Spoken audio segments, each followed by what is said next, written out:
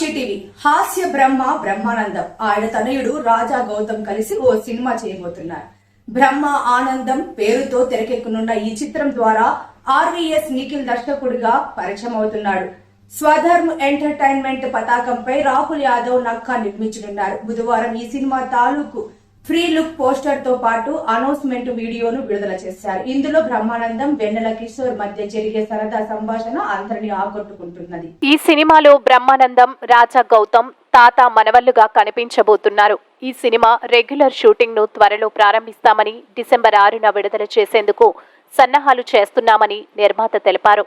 వెన్నెల కిషోర్, ప్రియా వడ్లమాని, ఐశ్వర్య హోలక్కల్ తదితరులు నటిస్తున్న ఈ చిత్రానికి కెమెరా మితేష్ పర్వతనేని, సంగీతం షాండిల్య పిసపాటి, ఆర్ట్ క్రాంతి ప్రియం, రచన దర్శకత్వం ఆర్వీఎస్ నిఖిల్.